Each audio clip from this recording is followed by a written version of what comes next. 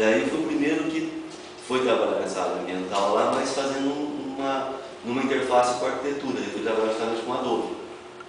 Então, daí num contexto mais de encarar o material como um enfoque mais ambiental, né?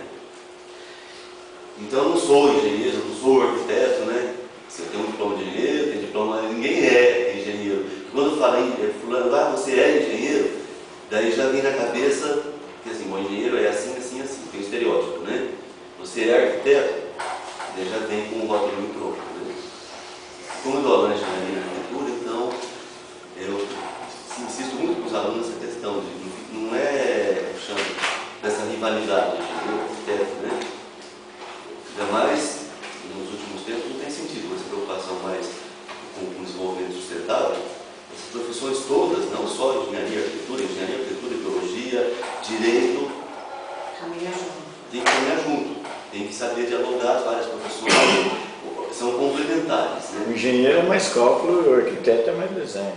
Isso assim, bem em linhas gerais, né? Mas se o engenheiro ficar só no cálculo, não souber conversar com o arquiteto e não ter uma visão do conjunto, vai fracassar, e o arquiteto também.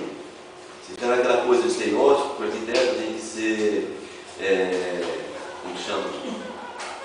Perdão a palavra, porra louca, né?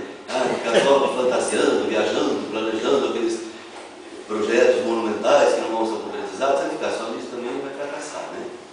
Bom, vamos continuar. Daí eu participo de uma rede ibero-americana, então Espanha, Portugal e países da América Latina, e a rede Proterra.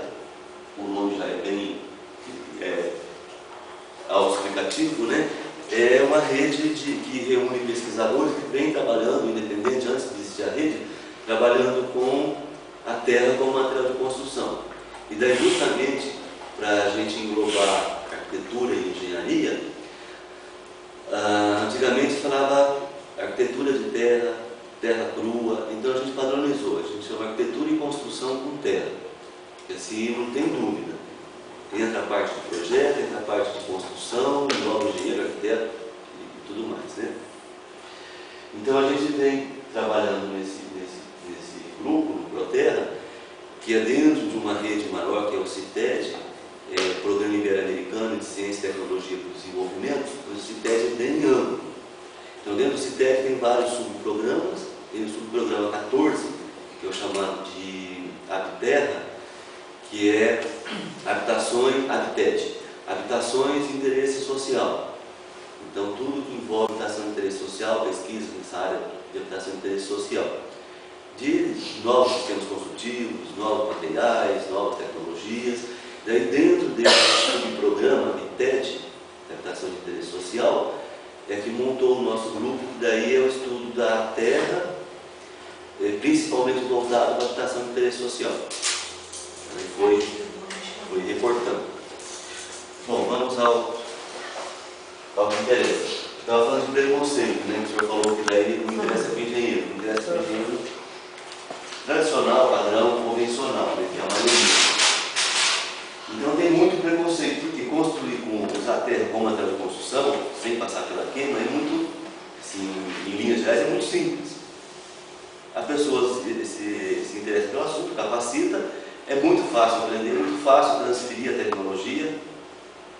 Então, e sem envolver, como posso dizer, cadeia produtiva maior aí, de indústria da construção, sem grandes investimentos. Então, é capaz a pessoa aprende a fazer, está capacitada a fazer o material, ela mesma faz a casa, tem uma autoprodução do material, autoconstrução, sem ter que comprar cimento, comprar ferro, depender de materiais industrializados, são mais caros, é mais acessível. Aprendeu a fazer o material e construir a casa para qualquer lugar que a pessoa vai levar o conhecimento com ela, vai ficar mais independente. Então, uma das origens de preconceito é justamente a industrialização da construção. Conforme foi desenvolvendo, né? Um dos primeiros materiais de construção manufaturados pelo homem foi a terra. Ele morava na caverna, aquela casa já pronta, ganhada pronta, precisou começar a construir os seus espaços, começou a fazer com pedra, com madeira, que também já vinha pega um tronco, ele pode ser uma coluna, pode ser uma viga já pré-fabricada. Não tem que passar por transformação. À medida que foi havendo esse desenvolvimento tecnológico da humanidade, desenvolvendo ferramentas, aí a gente começa a trabalhar mais com a madeira, fazer encaixes. E usar a matéria-prima para transformar em material, primeiro foi terra. O primeiro foi o adubo. Uma bolota de terra que secou, foi empilhando, formou uma barreira, uma parede, enfim, constrói espaço, né? Então, e com esse desenvolvimento, industrialização de materiais, a indústria tem que ser economicamente viável, tem que vender o material deles. Não vai investir numa indústria para distribuir tudo de graça, né? A não ser que seja lavagem de dinheiro, né? Uma indústria de fachada para outras coisas, né? Mas enfim, então, o material muito usado na construção é cimento. Todo mundo hoje, ou quase ninguém consegue construir sem cimento. Mesmo aquelas coisas que a gente vê em programa humorístico, na novela, não sei o que, da periferia, fazer a laje, bater o cimento, bater o concreto, fazer a laje. E na maioria das vezes nem precisa de tanto cimento, tanto concreto, nem tanto ferro, uma casa férrea. Se tiver uma base sólida, uma fundação bem feita, e é uma casa de um pavimento só, praticamente dispensa fazer colunas de concreto, vigas de concreto, tanta cinta de amarração, tanto laje de concreto, né? Isso em linhas gerais, nós temos que ver cada situação, né? Mas enfim, a indústria do cimento, que também é altamente impactante, não é nem um pouco ecológico, nem sustentável o material cimento, precisa vender o produto deles, né? O Vermelho precisa manter o padrão de vida dele, né? Nada contra, ele tem iniciativa, tudo boa, etc, né?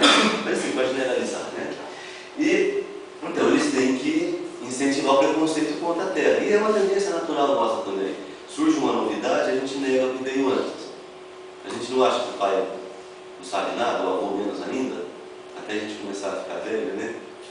Aí começa a dar valor, né? Então é uma tendência.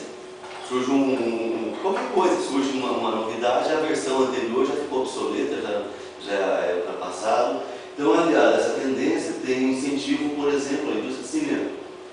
Isso aqui é uma revista, a revista Recuperar Estruturas, é uma revista muito importante na área de estruturas, né, de engenharia de estruturas, de recuperação de estruturas. Uma propaganda do microcimento, que eles colocam: construções sem risco. Isso eu escaneei a página da revista. Ó. Construções sem risco, não arrisque, use microcimento. Daí que imagem que eles usam como uma construção de risco? Uma construção de terra. Que não chega nem a ser um castelinho de areia, é uma construção de terra, assim, genérica. Aquela coisa das mensagens subliminares, né? Não está escrito aqui, ó, construção de terra é perigosa, mas põe essa imagem, com esse apelo já fica, bom, posso esquecer que a casa de terra tem risco, não posso deixar de usar cimento. Só que é totalmente covarde essa propaganda, né? Se isso aqui é um castelo, que altura vai ter esse castelo aí? 20, 30 metros?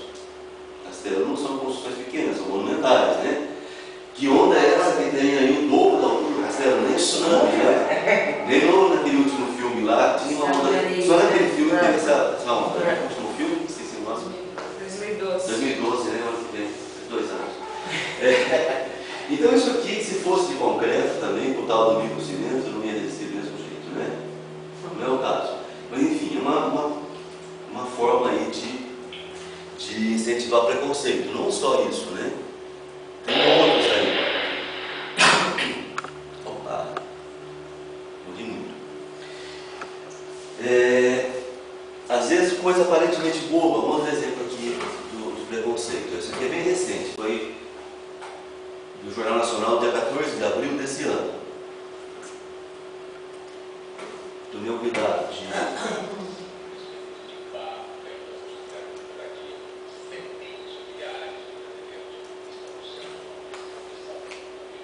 Vou tentar aumentar e depois eu volto o som.